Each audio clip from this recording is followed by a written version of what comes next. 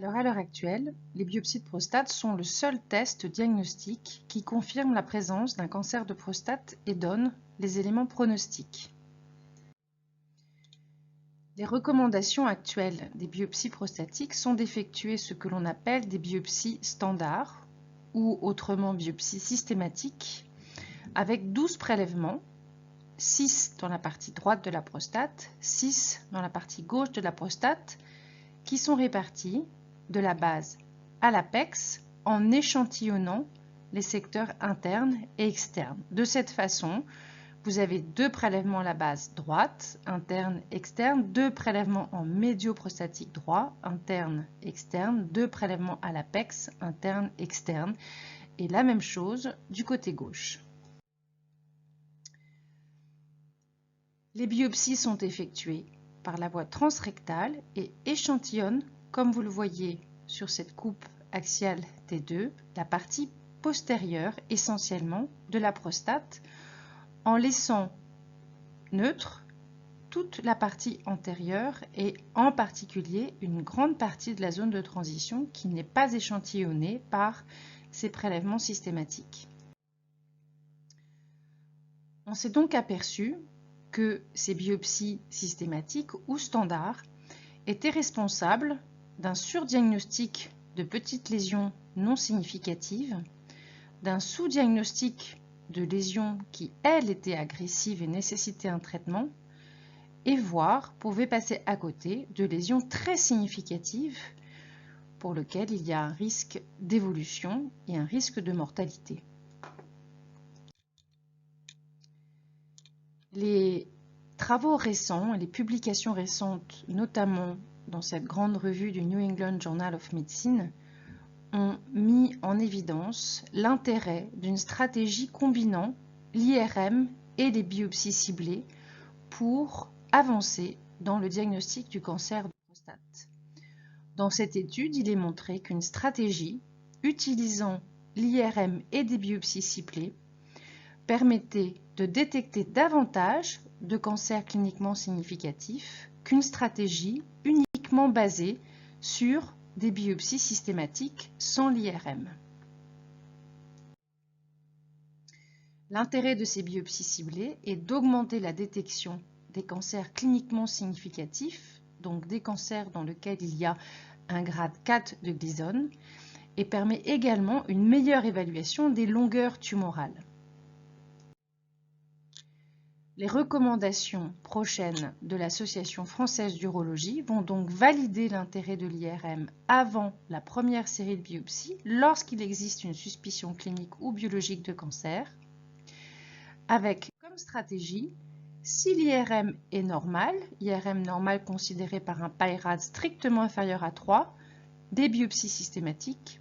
Si l'IRM est positive, la positivité est définie par un PI-RADS supérieur ou égal à 3, il y aura l'association de biopsies systématiques et de biopsies ciblées sur la cible individualisée en IRM. C'est donc un changement fondamental des pratiques qui place dorénavant l'IRM en première ligne dans la détection des cancers de prostate. Je vous rappelle que le score PI-RADS est découpé en 5 parties et que donc le seuil des biopsies est situé au niveau du PI-RADS 3, équivoque, et bien sûr PI-RADS 4 et 5 probablement présents et hautement probable de la présence d'un cancer cliniquement significatif. Pourquoi à partir de 3? Parce qu'il a été montré qu'il y avait une corrélation entre le score PI-RADS et la présence d'une lésion cliniquement significative. Plus le score est élevé, plus le risque d'avoir une lésion cliniquement significative est élevée, et notamment la présence de Gleason 8 et 9. Alors comment ça se passe, ces biopsies? Tout d'abord, les patients sont informés en consultation. Ils sont informés en consultation de la probabilité d'un diagnostic positif en fonction du score PI-RADS qui a été donné.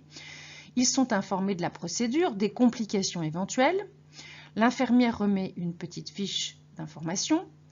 Il y a des ordonnances qui sont pré-préparées, sur lesquelles sont prescrits un lavement au Normacol la veille au soir et le matin de l'examen, un ECBU à faire dans la semaine qui précède, une évaluation de la fonction sanguine, numération formule sanguine, TP, TCK, un Ciflox le jour même et un monoryl le soir même. Les biopsies sont donc effectuées majoritairement sous guidage échographique, la sonde échographique qui vient se placer dans le rectum, donc à la partie postérieure de la prostate, avec une échographie bien sûr endorectale. La position le plus fréquemment utilisée, c'est le décubitus latéral gauche en chien de fusil, mais certains préfèrent la position gynécologique. Donc, les biopsies sont effectuées majoritairement par voie transrectale et dans certaines indications, notamment pour des patients qui ont des antécédents infectieux et de plus en plus, pour accéder à des lésions antérieures de la zone de transition, on peut aussi effectuer ces biopsies par voie transpérinéale. Alors, la procédure en elle-même se réalise sous anesthésie locale. Il y a d'abord un gel de lidocaïne qui est mis au niveau du rectum. Et puis, on peut injecter dans les espaces périprostatiques avec des aiguilles fines, type aiguille à ponction lombaire. Donc, ces anesthésies, c'est fait par voie transrectale. Encore une fois, le plus souvent, décubitus latéral gauche en position ou en position gynécologique, mais le décubitus latéral gauche est très facile. Quand c'est par voie transpérinéale, c'est exactement la même chose. Vous avez des petites grilles qui vous permettent de découper la prostate et de placer vos prélèvements de façon systématisée. Il faut savoir que quand les biopsies sont faites par voie transpérinéale, le plus souvent, c'est une anesthésie générale qui est effectuée. Donc, le patient est en décubitus latéral. La sonde est placée, vous faites votre échographie endorectale, on voit ici la position de la sonde, et vous allez positionner chacun des prélèvements dans des pots différents. C'est très important de pouvoir localiser précisément chacun des prélèvements effectués pour savoir exactement d'où proviennent chacun de ces prélèvements, la localisation, les biopsies systématiques, donc avec des pots numérotés de 1 à 12, puis les prélèvements ciblés. Ces prélèvements sont ensuite envoyés avec l'ensemble des renseignements cliniques, c'est très important, en anatomopathologie. Celle-ci va donner la nouvelle classification ISUP, puisqu'on ne parle plus maintenant de score de Gleason, mais de classification ISUP. Cette classification a été revisitée dans les dernières années. Et donc, il faut retenir que le grade groupe 1, ce sont les scores égaux à 6, les grades groupe 2, les scores à 3 plus 4, 7. Les grades groupe 3, les 4 plus 3, 7. Les grades groupe 4, score 8. Et les grades groupe 5, eh bien, les scores de 9 à 10. On parle de lésions cliniquement significatives quand il existe un grade 4 dans les prélèvements. Une information très importante que l'anatomopathologiste va vous donner, en plus donc du grade de Gleason et du pourcentage de grade 4, c'est la longueur des prélèvements. Et ce qu'il faut retenir, c'est la longueur tumorale sur la longueur totale du prélèvement. Plus la longueur tumorale est importante, plus le pourcentage de la carotte envahie est important, plus bien sûr c'est péjoratif. Enfin, concernant les complications. Alors, les complications des biopsies prostatiques sont estimées en général à moins de 2%. Il faut bien sûr prévenir le patient. Il peut y avoir une bactériémie accompagnée ou non de septicémie avec un risque vital de choc septique. Il existe très souvent des pertes hémorragiques par le rectum, dans les selles, dans les urines. Il faut prévenir le patient, mais ça peut durer plusieurs semaines. Et donc parfois même jusqu'à plusieurs mois. Donc bien prévenir le patient de ces risques hémorragiques. Alors maintenant, comment peut-on faire ces prélèvements ciblés? Alors on peut les faire bien sûr dans l'anneau de l'IRM. On peut les faire avec ce que l'on appelle une fusion cognitive, c'est-à-dire vous savez où est la lésion en IRM et vous allez essayer de retranscrire la localisation de cette lésion en IRM sur votre image échographique. Et les systèmes les plus utilisés sont les systèmes de fusion d'images échographiques et IRM. Ce sont les systèmes les plus aboutis actuellement. Donc ces systèmes de fusion d'images qui qui sont en fait des outils informatiques et qui permettent de fusionner ces modalités d'image, sont très faciles d'accès et certainement la façon actuellement, une des façons les plus optimisées de faire ces prélèvements ciblés. Comment ça se passe? Eh bien, vous avez votre image IRM sur laquelle vous allez contourer la prostate, vous allez également contourer la cible.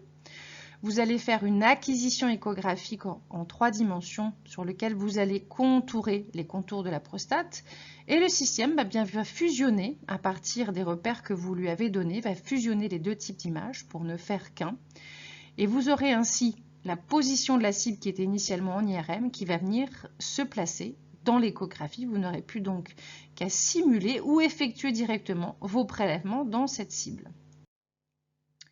Donc en pratique, eh bien, il faut importer les images, il faut bien sûr savoir exactement où est la cible, il faut avoir travaillé les images en amont, ça prend du temps.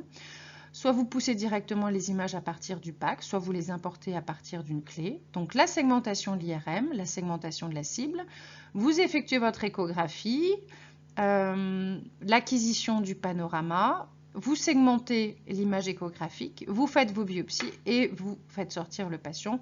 Bon, le tout combiné, c'est entre 30 et 40 minutes. Et vous avez donc ainsi, après, la position exacte des aiguilles dans les cibles que vous avez sélectionnées. Et vous pouvez, avec un codage couleur, bien retrouver les cibles positives, les cibles négatives. Ça vous permet d'avoir un contrôle qualité. C'est évidemment une très bonne façon d'avoir une détection, une stratification du risque et de proposer bien, un traitement adapté et personnalisé pour les patients.